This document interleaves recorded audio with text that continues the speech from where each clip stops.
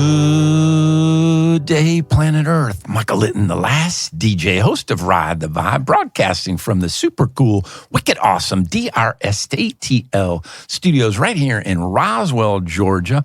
I am a human being, and on the controls is Wahid Gomes, the proprietor and owner of DRS, and he's a human being, and I'm super stoked to have on the show echolyn, and I've got Christopher Buzby, keyboards, backing vocals, and I've got Raymond Weston, bass, backing vocals, and lead vocals, and then I've also got their producer, Glenn Rosenstein, on the show with me. Echolyn's musical style, progressive in the truest sense of the word, defies any one musical category, and yet all their albums have achieved critical acclaim. That's super cool. From around the globe, really, really cool, as they continue to release new music. 36 years later and still getting started. Gents, welcome. Hey, Mike. Hey, Michael. Thank you for the welcome. Yeah, I'm just super stoked to have you guys on the show, and for your fans that are legion and growing and growing and growing, and will grow exponentially when they hear these two great new albums. We're going to feature Time Silent Radio 2 and Time Silent Radio 7, but may not be familiar with the way we roll Ride the Vibe. It goes back to my days in Boulder at CU. You know, we'd sit around with a beverage and maybe something else and cue the albums up right on the turntable and let them drop. And then we had the liner notes, and we could find out just a plethora of information about the band and the album and how they recorded and where, et cetera, who was on it. And now with the digital stuff, you don't really get any of that, or it's hard to find. So we're going to queue up 5 of your songs. We're going to play 6 minutes of one of those, which is a very, very long song off of Time Silent Radio 2. And then we're going to play a couple 3 minutes of 4 songs off of Time Silent Radio 7. And we're doing that because we want the listeners to go out and actually buy the hard CD or however they get it, but preferably the way you guys intended it. And do that from echolyn.com. That's ECHOLYN.com, or at your echolyn.bandcamp.com. And we are really super stoked in the studio to have one of our favorite sponsors, Drinkmate, and they are the Carbonate Anything drink maker. So if you're looking for a way to get yourself off of those toxic sugar-sweetened beverages, I would highly, highly recommend Drinkmate.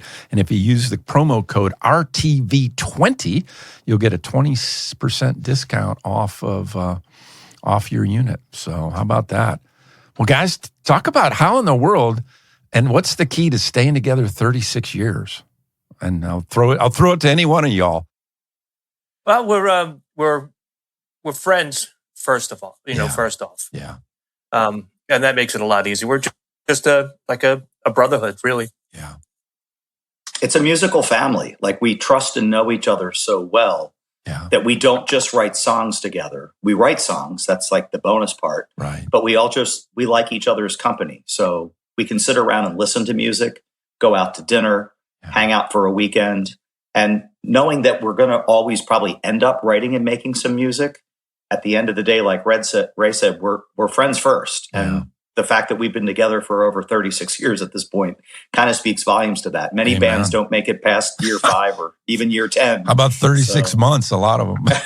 Well, how'd the friendship form? Let's go back a little bit on that, and then got a cliche question, but the name echolyn. Chris, you want to start off, and then I'll jump in. Well, I was going to have you start off, since you technically you were working with Brett way before I was. I used to drive an armored car, and Brett's father was one of the managers of the armored car company. Yeah, I came in on a Friday to get my paycheck, and I had a leather jacket on, and it had pins all over it, and I had a guitar pin on it, and he asked me, hey, do you play guitar? I was like, I actually play bass. I'm like, oh, do you sing? I said, yeah, I do. And he said, oh, my son's band needs a bass player. I said, well, how old is your son? Yeah. And I think at the time he said he was 17. And I was in my early 20s, maybe 21, 22. And I said, oh, your son's little band needs a bass player. Okay.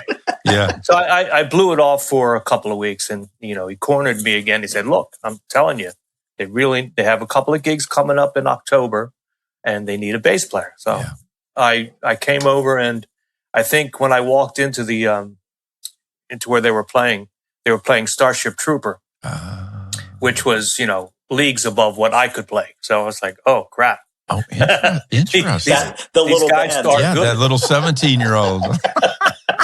So I said, "Hey, do you know I'm a Man by Chicago?" Yeah. Like, "Oh yeah, we'll play that." So we started playing that, and that was 1985. Wow. Probably August of 85. And yeah. he and I have been playing together since. Wow. And you're not working for the armored car I don't. No, I don't work for the armored car company. I got fired for destruction of company property.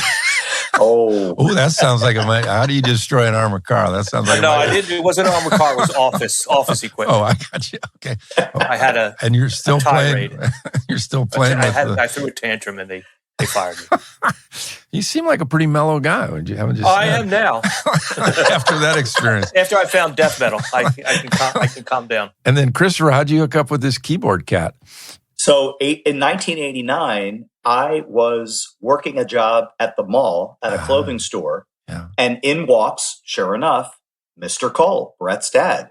But he's coming in this time with one of Brett's younger brothers, Tim, who I had gone to school with back in middle school. Wow. I ended up going to a different high school than Tim did, so we hadn't seen each other for years, but I instantly recognized him and he recognized me. Yeah. He comes up to me and he says, "Hey, do you still play keyboards?" I said, "Yeah, I'm actually in music school for it. I'm a piano player. I'm a composition major."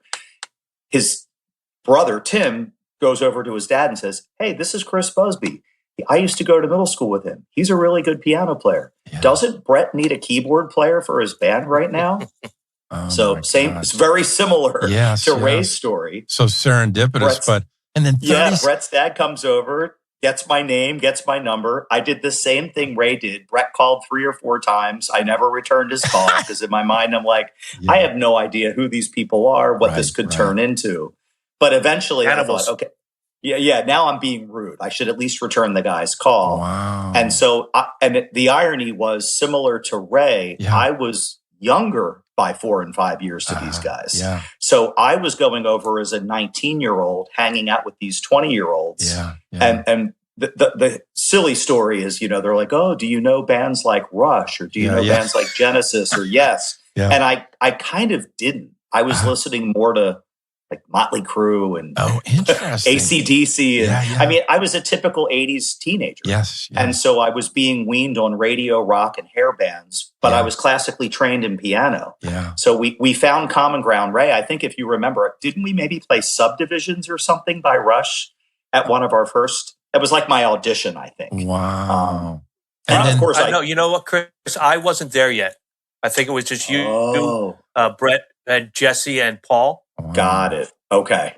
We're basically just realizing that we don't want to be a cover band. We don't want to be known for playing other people's songs, which is how Ray originally met Brett and Paul, because that's what they were doing. They were making a name for themselves playing other people's music. Sure. Yeah. But on the side, they started writing their own songs. And even at my quote audition, I remember saying, "Well, look, I had no problem learning how to play Subdivisions. I don't really want to spend my life playing Subdivisions. That's Rush's song." Right. So it just turned into, okay, well, then maybe we want to be a band that writes all of our own music. And off we went. And that started the process. I love it. And a dear friend of all of ours saw you all probably about maybe 36, 35, however many years ago at the Ambler Cabaret. I remember Lucy. I remember that night. In Ambler, PA. Yep. That's where I grew up, in Ambler. And she had just relocated, as you guys know the story, with her husband, Robert, from the UK. And you all were the first band she saw in the United States and was just blown away. And today is Lucy's birthday. That's amazing. So no coincidences in my life. And serendipity. Yes, of course. Amazing. And I just talked to her this morning, and she was so excited. And she wanted me to share with you all, in case you didn't know, she had the pleasure of having Paul Rogers sing Lucy in the Sky with Diamonds to her on her birthday at a gig down in Florida.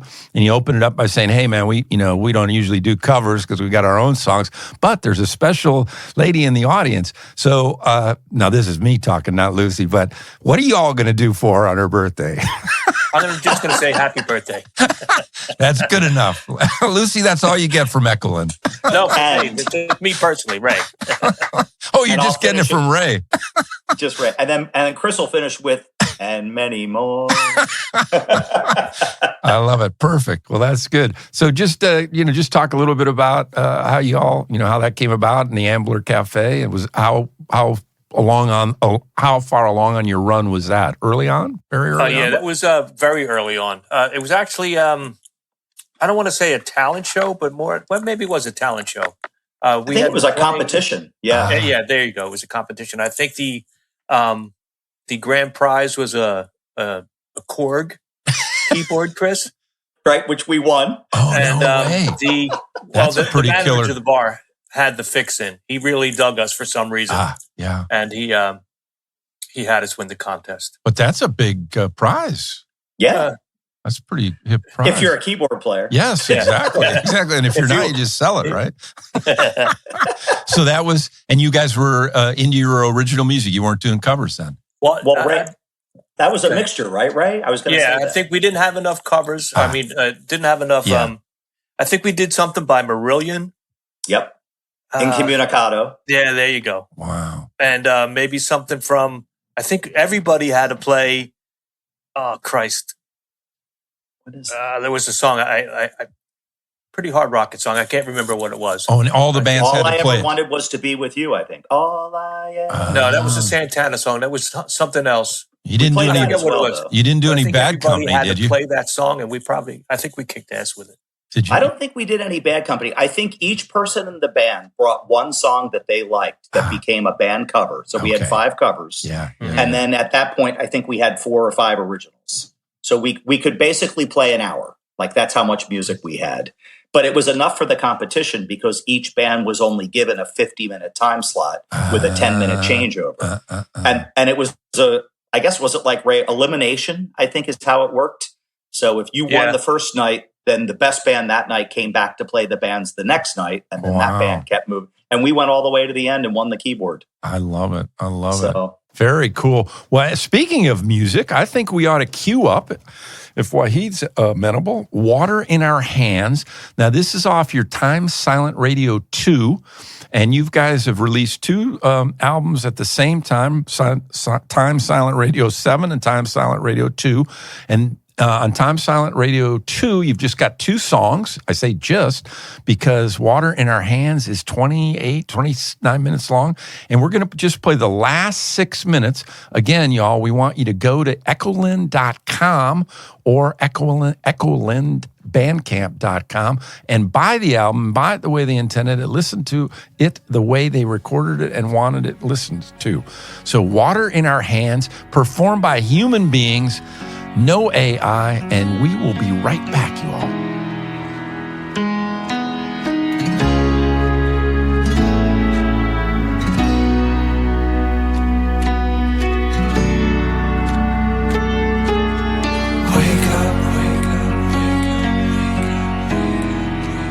Wake up, no heavy eyes.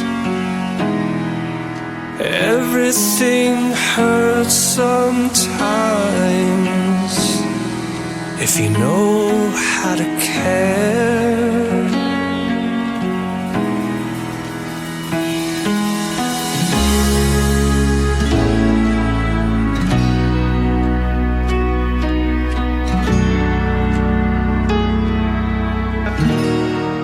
Some will say we're lost and losing our minds, dancing waltzes in white skirts. Your world of consequence spun so close to mine.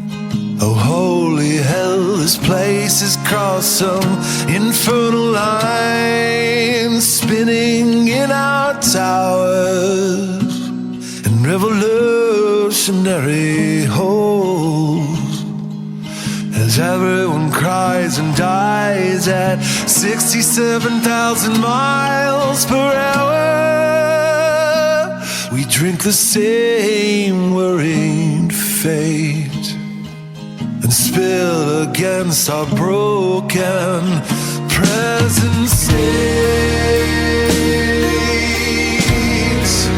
It's water in our hands. It's water in our hands. It's water in our hands. Oh.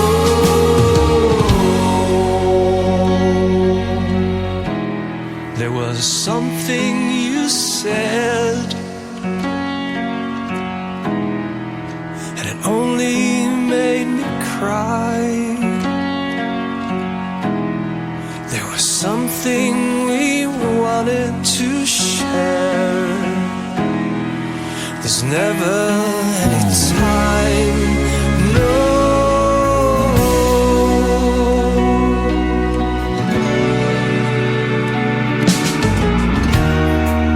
We're running on fire. The devil burns with loose desire. Your meaning rages first kick in. I've seen firsthand that man is wolf to man.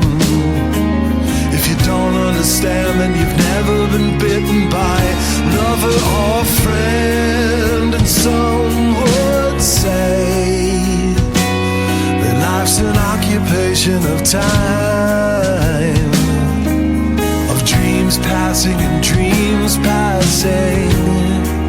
Yeah, what was that you said? It doesn't matter anyway, 'cause every word is swallowed by earth and sky. It's water in our hands. It's water in our hands. It's water in our hands.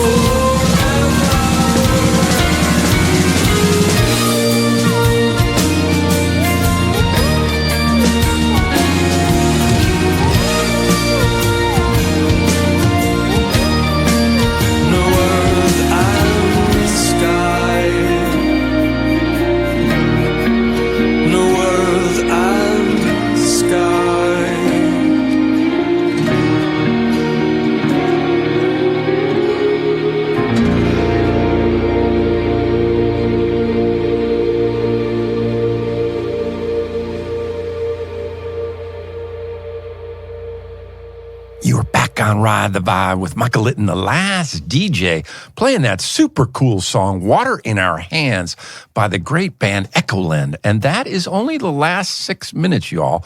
Now, I have been blessed to have listened to it multiple times. It's a 28-minute plus song, and it's only one of two on their Time Silent Radio 2 album.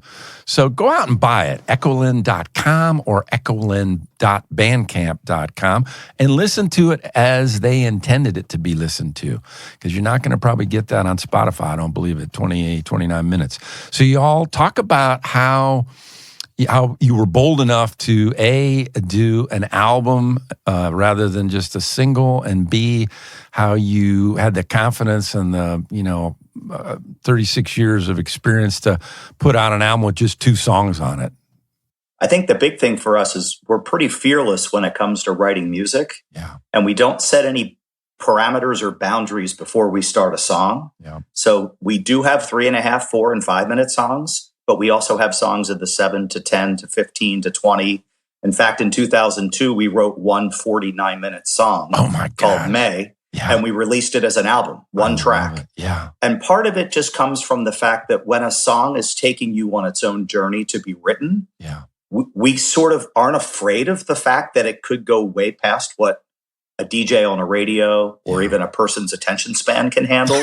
We would rather let the song just be the song. Yeah. And knowing like life is busy. So if you need to pause it in the middle and come back, you will. I love it. If you want to sit for 20 minutes or 16 minutes or 49 minutes and listen to our music, there are songs in the catalog for you to do that. Yeah. I love it. God bless y'all. You're marching to the beat of your own drummer. Pretty much. Which is super cool. And how about, bucking the trend of, not doing, a short single and doing a whole album, because I know a lot of the artists are releasing just one single and then another, but you guys aren't doing it that way either, which is super cool.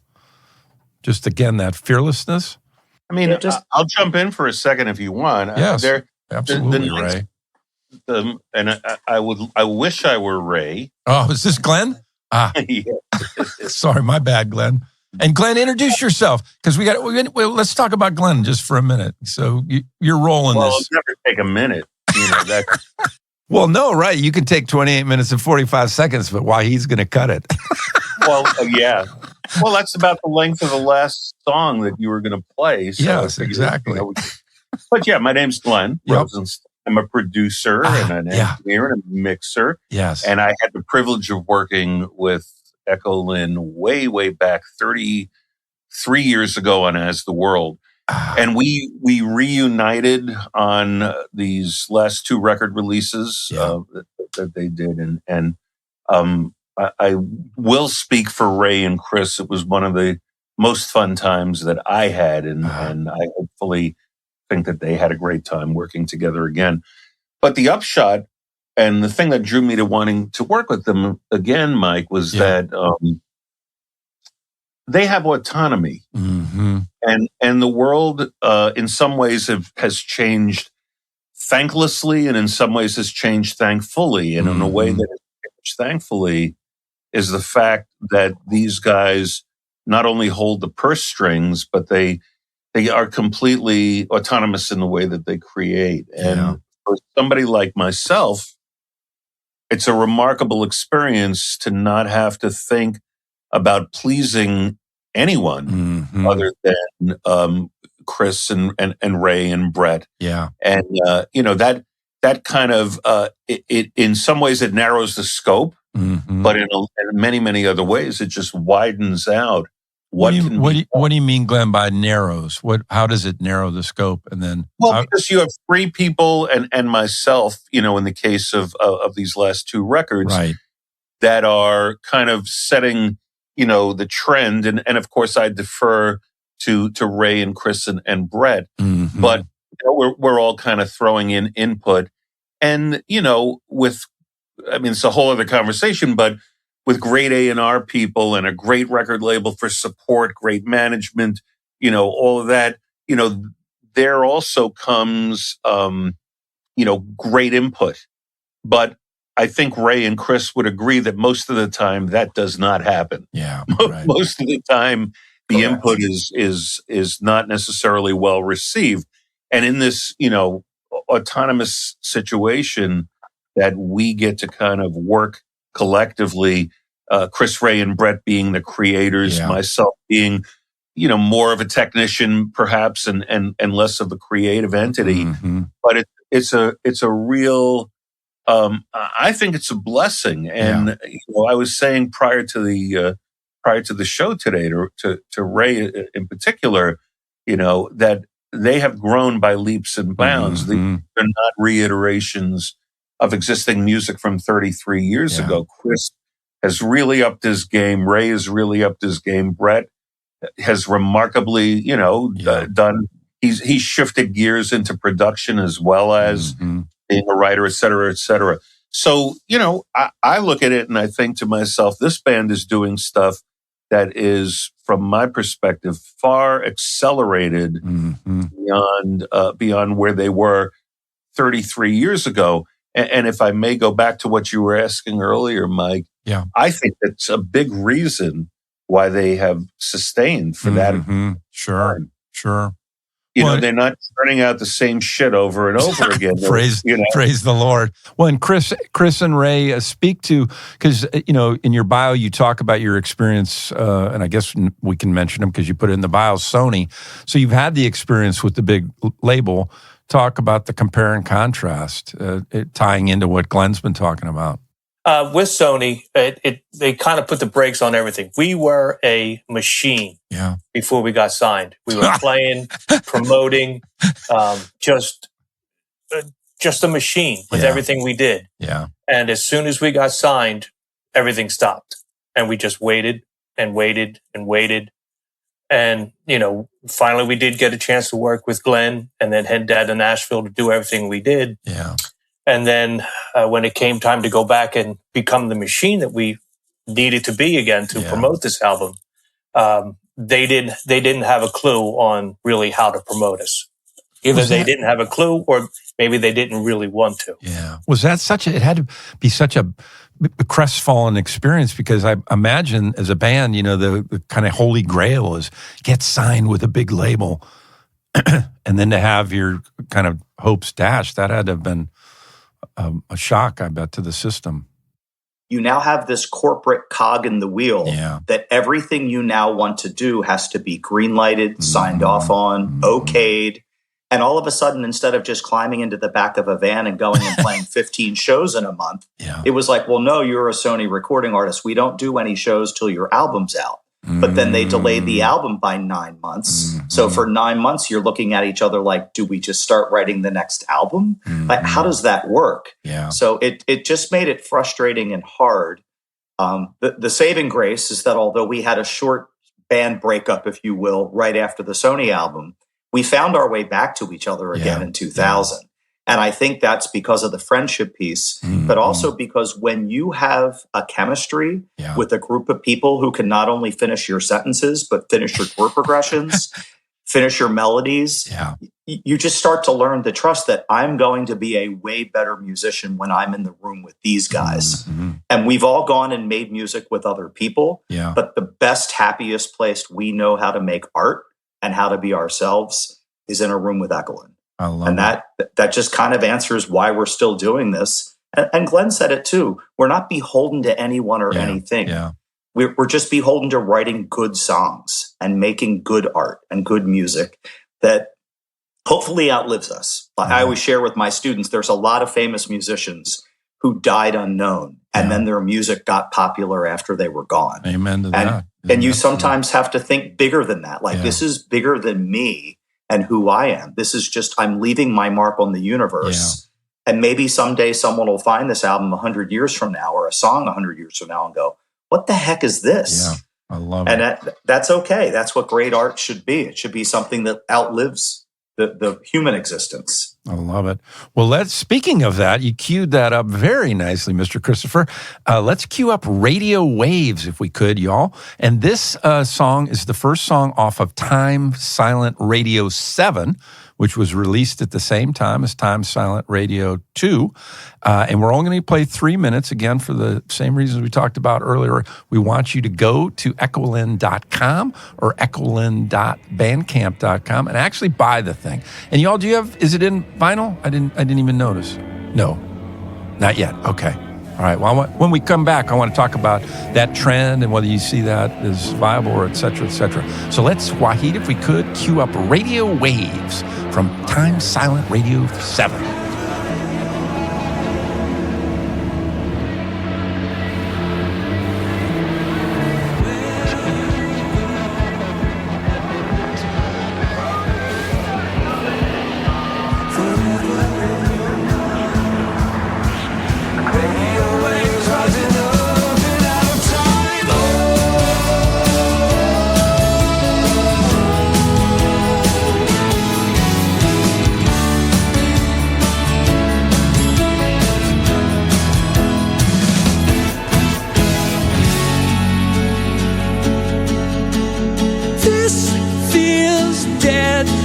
In the backseat, the vinyl breeze hot as sand, hanging as long as you can, hanging as long as you can, laughing with the roof down at 65, smells like sunshine and being alive. Then they're gone and I'm still here waiting on the wonderful. This feels wrong, all of us talking, but not saying much. Where does it go? You're on your knees begging forgiveness. You're hanging as long as you can. Out the doors and running fast, disappearing, lost in a day. That's where I feel that I am found, waiting on the wonderful.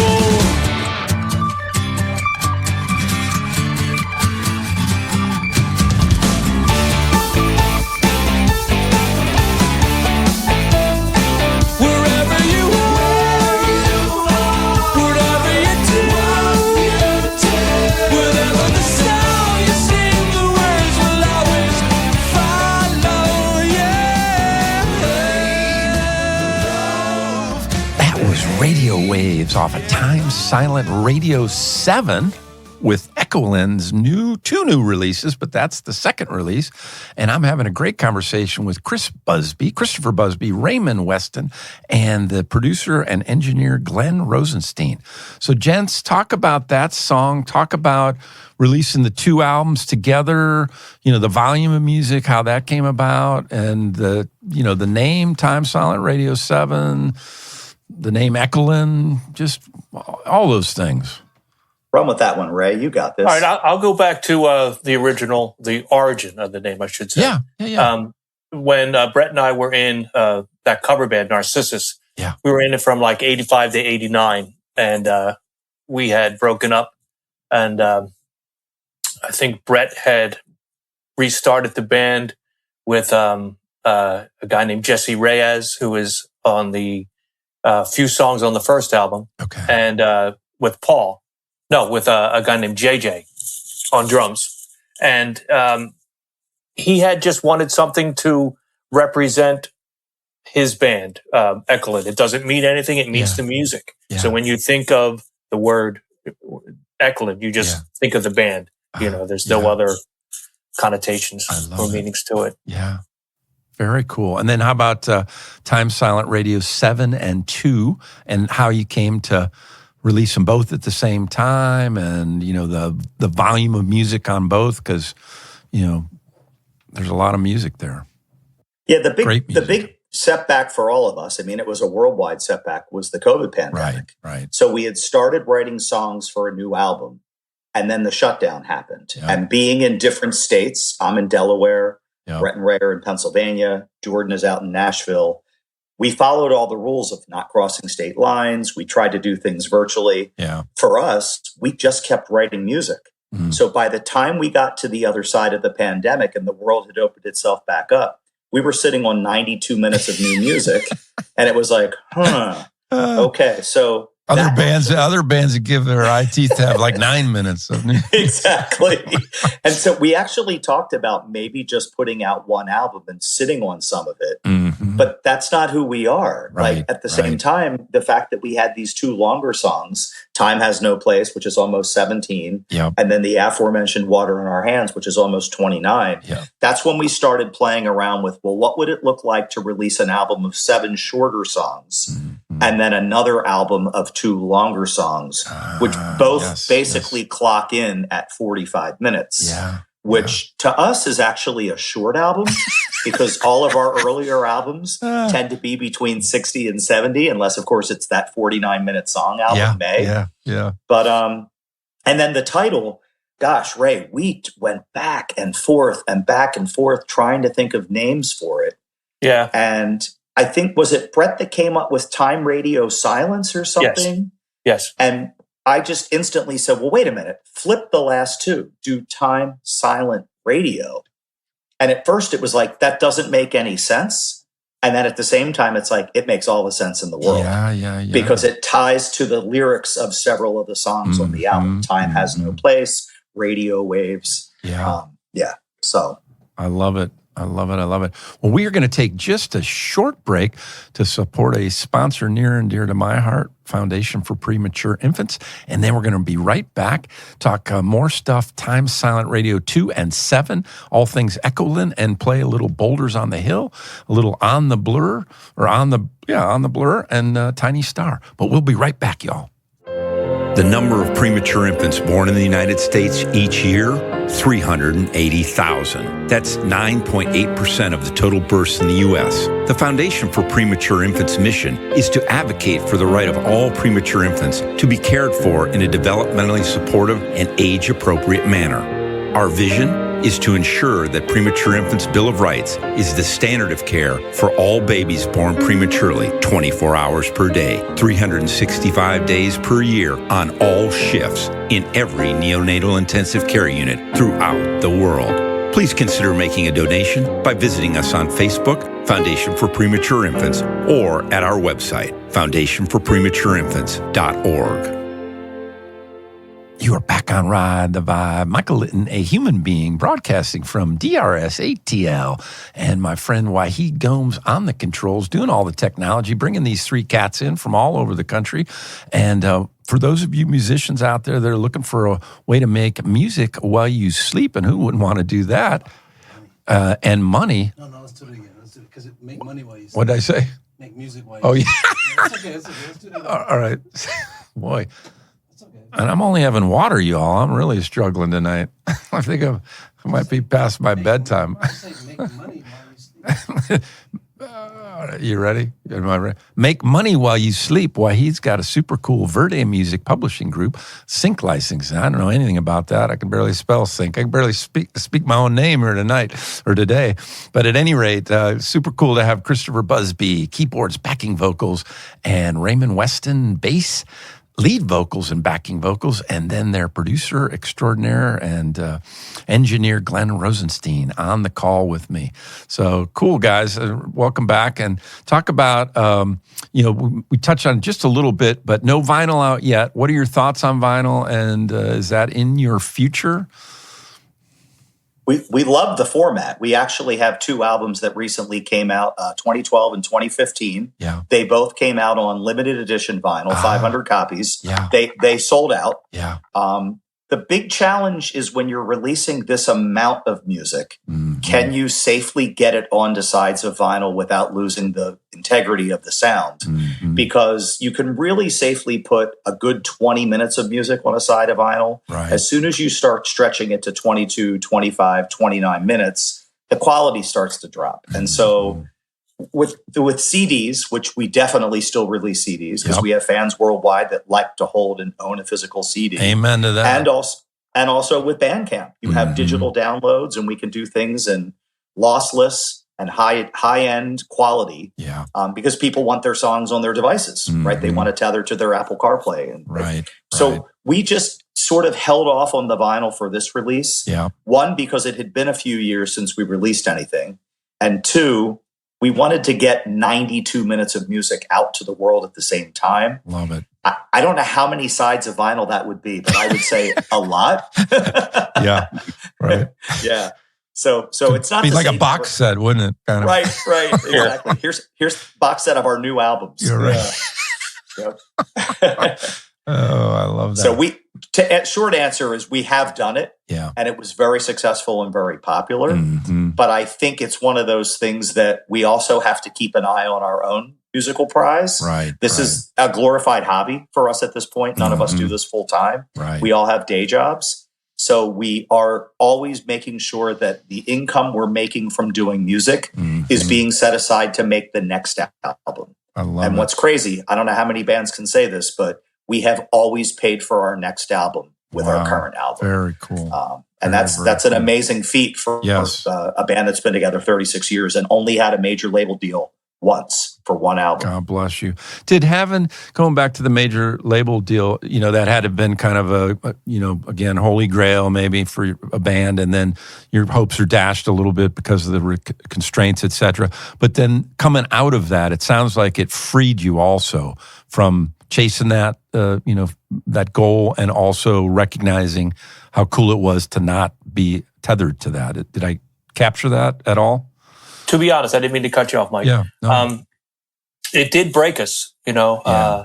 Our bass player, Tom, left. Okay. Chris left. And then Chris went off and did his the Phineas Gage for a few years. Yeah. And Brett Paul and I, we had a band called Still that we did a couple albums with. And it just got to the point where I think around 2000, we were starting to, we knew that we grew from the people that we were as echolyn. Yeah. And it was kind of time to get back in touch with each other. Yeah. Yep. And once we started in with writing for Cowboy Poems, I was the bass player then. Yeah. And it just kind of felt natural that the way the three of us wrote together. Mm-hmm. Yeah. So out of the ashes rose a kind of a new version, if you will, or a refreshed. I in the early days, I had gone through a lot of costume changes and stuff like that on stage to kind of portray different parts of the characters of the songs that we wrote. Sure. And it got to the point where, pardon my French, but fuck that. Yeah. I'm just going to be me. And I grew up definitely for sure through all of that. Glenn echoes it's that. humbling. Yeah. Very humbling, being in, going through Nashville and being under the microscope. You kind of humble yourself. And I was able to grow and become who I am now. Yeah. And Glenn gave all you high praise for the growth, both musically and as a friendship. Well, let's cue up Boulders on Hills, and that is off of the Time Silent Radio 7 album, second song on that album, and I believe, and then we're going to only play 3 minutes of that song again for the same reasons as we're only playing 3 minutes of the other song. So Boulders on Hills.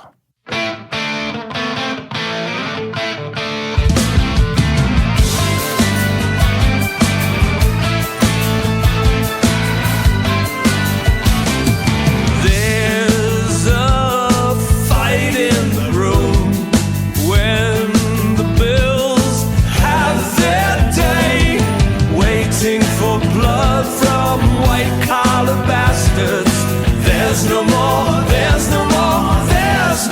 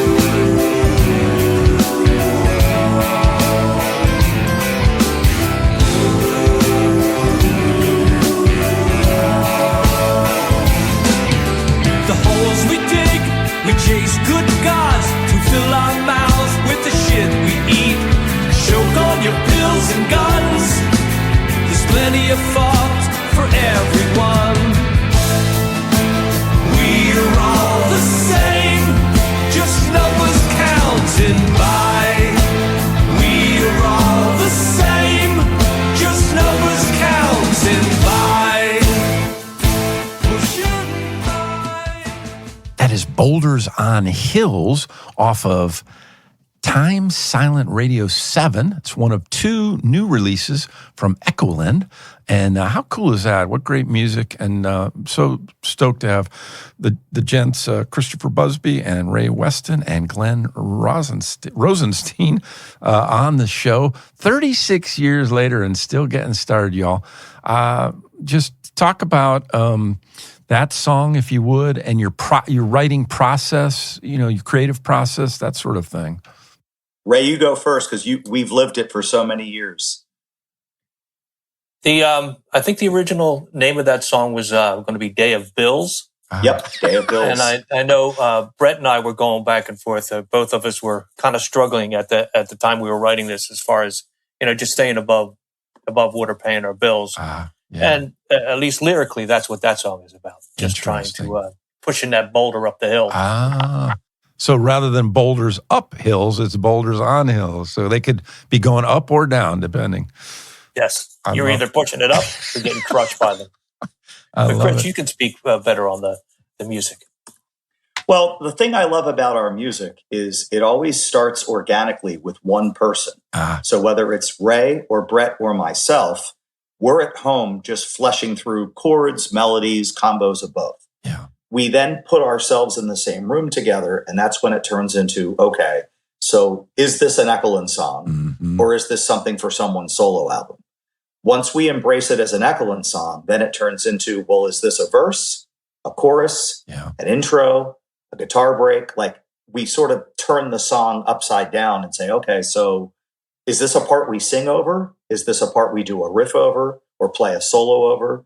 And then together, all of our heads in the room sort of map out, okay, this is what this song is going to turn into. Love it. So I've had multiple times where I have what I think is a chorus, and it ends up being the verse to the song, and we write a chorus together live in the room because what we came up with in the room was better than what I had. Yeah. And Ray has done the same, and Brett has done the same. So when our albums say all music by echolyn, everything starts with someone. It has to. It has to organically grow from somewhere. Sure. But none of these songs become the outcome of who they are without all of our stamp of individuality and also our stamp as a band. I love it. So very collaborative. And then because you're best friends, is it feelings get hurt, or is it kind of check the ego at the door sort of thing like Quincy Jones said about? I think they used to get hurt, but now we don't care. Yeah. I love it. There's no time to care anymore. Yeah.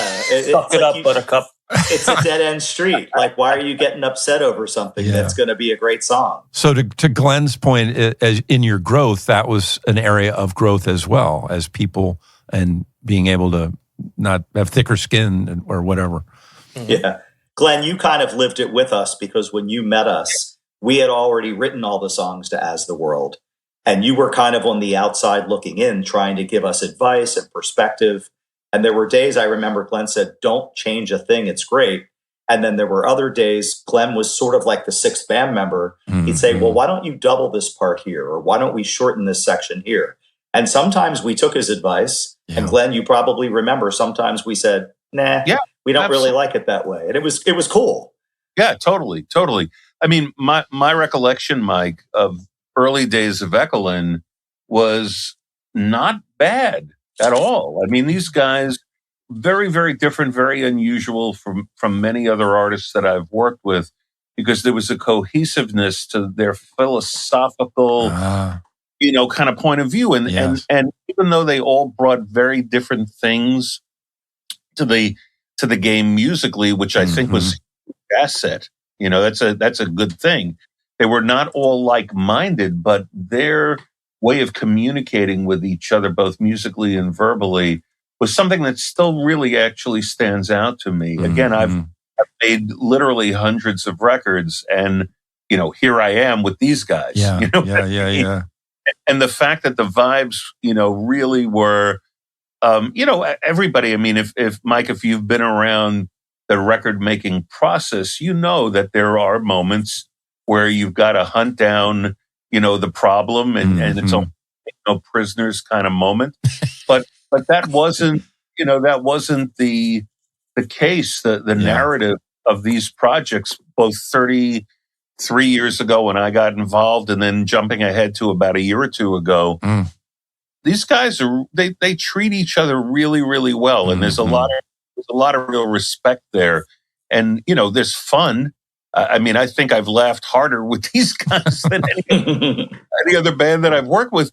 But the underlying is I was saying to Brett earlier today, working with you guys is like taking a college level course.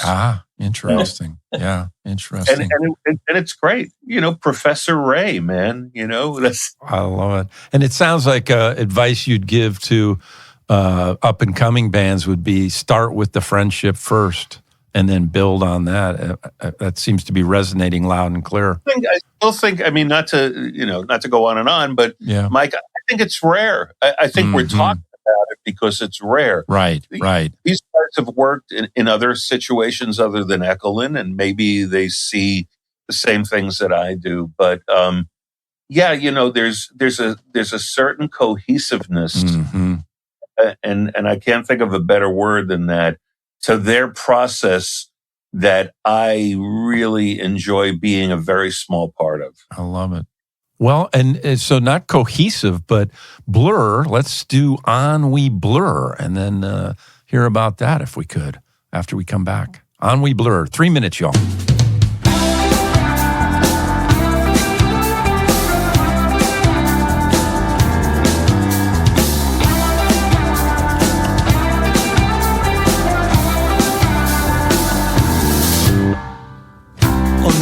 For something less inviting, all the movements are the same. The rain, no care that it's falling. All the voices tell me to ignore it, but my own won't let it be. The air don't care as long as it's filling. So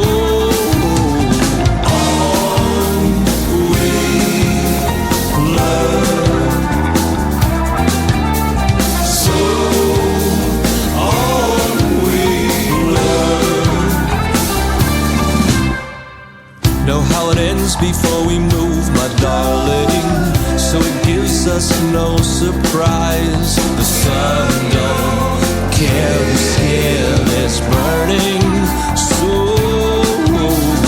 on we learn.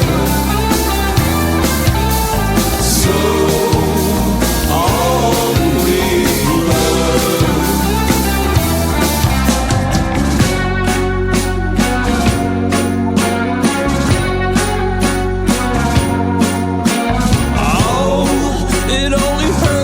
Missing. Oh, it's only missed when thinking there's always something wrong.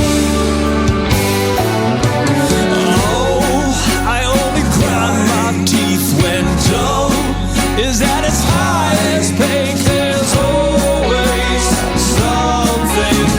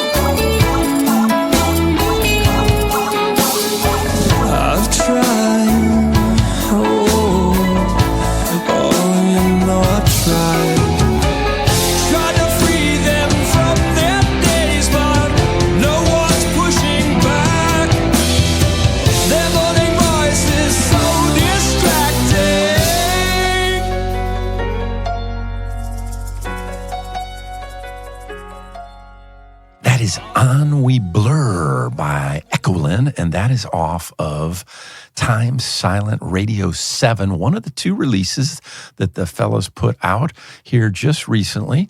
And that's about, the total is, as they've talked about 96 minutes of music. So if you're looking for some great stuff to listen to, go to echolyn.com or echolyn.bandcamp.com. Buy the CDs so they make a little money. And you can listen to the music the way they intended you to listen to it. So talk a little bit about On We Blur and that song in particular. On We Blur was the first song I think that Chris and Brett had worked on before I got involved again. Okay. And I know that's the first song that I started to write the lyrics for, kind of pertaining to bad management and how I work in a nursing home now, and a lot of the administration is like crap. So it's, it's kind of how, in any job, really, how bad management can lead everybody astray. And by every day, you just go back in again, even though, things are going to be screwed up. You just go in and face all that crap and deal with it and in a blur. Help your patients. Yeah. I love it. Well, so this is a little, maybe not off the wall, but I think it would be helpful maybe for the listeners to know some, you've referenced a couple, Rush and Genesis and Yes, but if you were to suggest to listeners, other than having the entire echolyn collection, which they should have, what 3 other albums would you suggest? And it could be 1, it could be 2, it could be whatever, but start with 3 that you think they should have in their collection, kind of must-haves, if you will. Am I allowed to break the rules and do more than 3? Yes, I'll say them fast. Christopher, you can do, yes, absolutely. My problem is I listen to so many different types and styles of music that I have certain ones that draw me back, but they're all from different zip codes, so to speak. Yeah, love it. So I'm a huge Stravinsky fan. As a classically trained musician, growing up and listening and hearing to like The Rite of Spring for the first time, that song still makes me weep. And it still gives me goosebumps. And I've listened to it hundreds of times. Wow. And I think a lot of people need to hear dissonance in that way to understand the power of the human mind and how a man sat in a room for months on end writing all that music. And when the world heard it, they rioted and freaked out because they thought he was just a madman. And all he was ahead of his time. He was just doing something that no one else had done. I also love the guitar player, Pat Metheny. So some people find that weird, but I'm a piano player. Yes. His Secret Story album to me is an album to die for. It's with an orchestra. I love Jeff Buckley, great songwriter, incredible singer. His album Grace is on steady rotation several times a year, at least in my playlist. Yeah. I love a quirky band named Jellyfish, who's not really together anymore, but they've all spun off to do other projects. I love their Spilt Milk album is my favorite. Interesting. But again, I call it progressive pop. It's great pop music that goes to places you don't expect. Yeah. But where it goes is always rewarding. The band Radiohead, I know they're a huge, well-known band. I still go back and listen to their album, The Bends, all the time. Yeah. I remember listening to that in Circuit City on a listening station the day it came out. And every track I was like, oh my God, I have to own this. And you do, of course. I do, of course, yeah. I love Bella Fleck, who's a banjo player. Sure, banjo. His Tales from the Acoustic Planet. And I also love Elliott Smith, who is no longer with us. He took his own life, sort of tortured artist. Yeah. But I love his XO album because, again, he's just doing things musically and harmonically that I would never do. Yeah. And that's what inspires me to then go write the music I write, because it doesn't sound like any of those composers I just listed, but their music puts me at the piano and allows me to go write what I need to write to be Chris Buzby, the keyboard player in echolyn. And would you, if I'm hearing you, the message you're sending perhaps to young musicians is be eclectic. Don't get stuck in one genre. Did I pick up on that, Christopher? You did. I often use the phrase with my students, lean into the discomfort. Put yourself in situations that aren't comfortable and you will grow with them and you'll grow into them. You'll grow through them. Sometimes it means going back and listening to an album 10 times, even though you hated it the first 9 times, because you might find that diamond in the rough on the 10th listen. Yeah. And it's hard to say that because most people don't have the attention span to listen to an album once. Unfortunately. Yeah. Well, that's a whole other conversation. Ray or Glenn, do you want to touch that question or you want to pass? I don't mind. I mean, Ray, you can certainly go first, but yeah. No, go ahead, Glenn. Yeah, I mean, again, the nature of the work that I do on a regular basis, there's so many records that I got to work on, of course, echolyn included, and, what a privilege and what an honor. And some of them, turned out to be fairly popular, others didn't, but none of that ever mattered. But there's some external artists that I really do love. I love Beck and Morning Phase. Yeah. I think that record's a real, I think it was an important record. Mm-hmm. There's a band called Wolfpack, and they have a lot of cohorts that are kind of circulating in other bands, and they have all of these guys who are kind of moving in and out of that environment, and I really admire what they're doing. They're great musicians, and they're connecting with their audiences in a way that kind of reminds me of echolyn a little bit. They're self-managed. They are, they promote themselves. They create all of their own stuff, and they sold out Madison Square Garden. Oh my gosh! Wow! Without and I look at that, and beyond the music, I really admire those kinds of things. Yes. And then there's another band that kind of showed up fairly recently that I think people are kind of flipping out about, called Engine de Poutine, which is, I don't know if you guys are aware of them or not. No. But they're doing this microtonal thing. Okay. And it's two guys. One guy's a drummer, and one guy is a guitarist, bassist. And I bet some of your younger listeners would actually know who these guys are. Yeah. They're from Montreal. And they play live, and they really hold your ears. They're fucking amazing. I love it. They really are. Some great recommendations, y'all. I love it. it. There's I definitely, I mean, they're definitely breaking out a bit, and they're starting to have their they're kind of an online thing, but and they're really good. So, it's anyone on any given day, and I'm sure it's the same for Chris and for Ray. On any given day, it could be one of 100 different things. Sure, There's just of course, so much great music out there. Yeah. But those are Beck really knocks me out. To me, he's a modern day Bowie. Yeah, Wolfpack, I mean, they're just phenomenal musicians who are killing it in ways that are very, in my mind, very 2026. I love it. And meaning, their biz, the way they handle their biz is really, really, it's a lesson for independent bands. We're going to hear Tiny Star and then let Ray come back in with his. Tiny Star off of echolyn's Time Silent Radio 7. We're just going to play 3 minutes, y'all.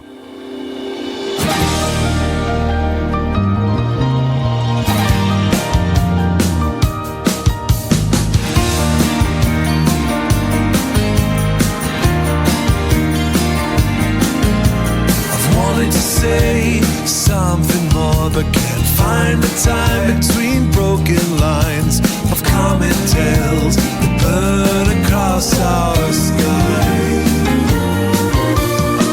The angry word that we spoke today lingers on as we're running to stay. It's a ripping tide that pulls us all astray.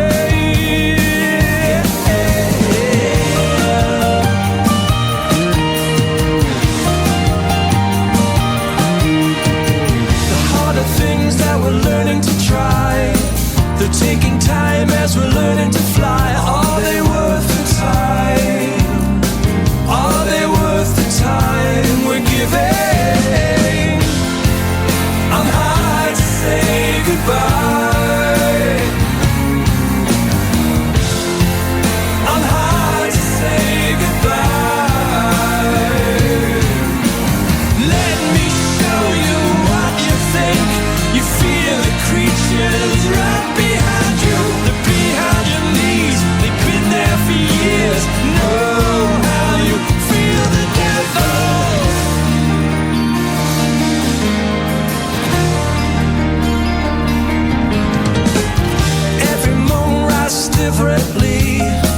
It all depends on your galaxy. Between your hope and hopelessness, you are a tiny star. Ever wonder just how you are? Would you travel just as far to find a place you want to be a tiny star? Yeah, I'm high to say goodbye. I'm high to say goodbye. Let me show you what you think. You fear the creatures right behind you. They're behind your knees. They've been there for years and know how you feel the devil.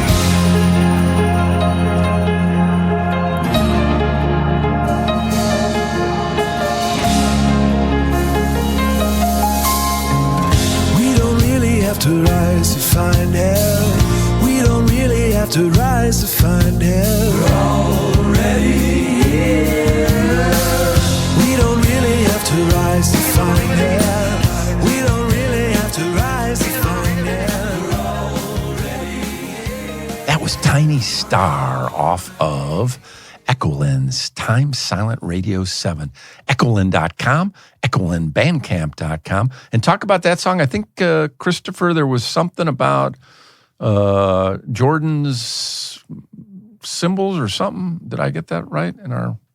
Well, Jordan is endorsed by Meinl Cymbals. Yes. And so one of the things that's been great for him is not only is he using all their gear and equipment, but as someone who endorses gear, they've then turned around and given him opportunities to do promo videos, which of course he then plays Echolyn songs, and it gives us a chance to promote and say, hey, not only is this guy using this brand of cymbals, which sound freaking amazing, but there are people out in the world who have no clue or concept who Echolyn is, but they love that product, and they're now hearing and seeing Jordan play these songs, and that's what's giving that some extra legs, if you will, some marketing, advertising. I love it. Because of that. And that was our first single. We dropped that song. Tiny Star was the first. Tiny Star, we did a pre-sale, sort of like a Kickstarter, basically fans and people who wanted to pay up front. And on Christmas morning of 2024, they all woke up to that song in their inbox. And it was just super cool, the reaction we got. Because, again, it's a longer song. What's it, 8 or 9 minutes, I think. Yeah, 8:28. Yeah, but it kind of covers the gamut of who we are as Echolyn. I always say to people, that's a good calling card. If you want to know who Echolyn is, try a song like Tiny Star, because it's got the hooks, the melodies, the vocal harmonies, but it also has the musical twists and turns, the chord progressions, sequences that you wouldn't predict, you wouldn't know we're going to go there. And when we do, it's kind of like, oh, I would never have done that, but wow, that's really cool. I love it.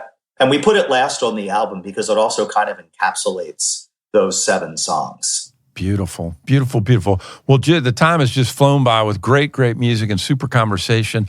So just want to wrap it up, kind of maybe go around the horn and parting thoughts from each one of you as we close out this show. I'll go first, if that's okay. Yes. Just a couple of, you've been asking about the names of the album, Time Silent Radio 2 and 7. To quote the obvious, yes, Silent Radio 2 has 2 songs. 7 has 7, but they are also prime numbers. And if you look at the lengths of each song, they are all prime numbers. Oh my gosh. And each time signature we did for each song, they're all prime numbers. Jesus, you guys are too cerebral for this sales marketing guy. I love it. That's awesome. Thank you for that. Every BPM, every beats per minute click on this album is a prime number. And so when we discovered that we were already doing that by accident, about 3 songs in, we just kind of kept it going. And then it turned into, wait a minute, is that a prime number? And oftentimes it was. And then if it wasn't, we made it one. Oh my Lord. So when you listen to these albums, every single tempo is a prime number, which I don't know if that's a good or a bad thing, but it's definitely a thing. I love it. Very cool. Super cool. See, and you're not going to get that from Spotify, I don't believe. I love it. So, Glenn or Christopher, do you guys want to parting thoughts? Or do you want to? Is that it? You want to tie? Well, my parting thought is it would be really, really great if echolyn would make another record. Oh, no way. Okay, very good. I love that. Well, that's good. That's my parting thought. Okay, beautiful. That sounds like a winner. That sounds like as a winner. Beavis would, hey Glenn, as Beavis would say, are you threatening? And Christopher, parting thought for you? Parting thought is go to echolyn.bandcamp.com. We have it set up so you get 3 free listens to everything. I love and that way, sort of like going to try a new food at a restaurant. Yeah. You can get a little sampler or a little teaser of it. Yes. Give our music a chance. Give our music a try. You sometimes will need to listen to a song more than one time to, quote, get it. Yeah. But we promise you it rewards with repeated listenings. Yeah. And our fan base, I'm not just saying this, it's true. Yeah. We have fans who are 8 years old and we have fans who are 88 years old. Like it spans the gamut. I love because we've been able to find people who want something that is the true alternative to the alternative. Yeah. And that's what we are. We're a truly progressive band pushing ourselves and pushing our music forward and making art. But it's art that you're going to enjoy. It's art that you're going to want to hit repeat and play again and again and maybe play for your friends. Amen to so that. Thank you in advance for checking us out. I love it. God bless y'all. We are out of here. Michael Litten, the host of Ride the Vibe, the last DJ. Thank you, Mike.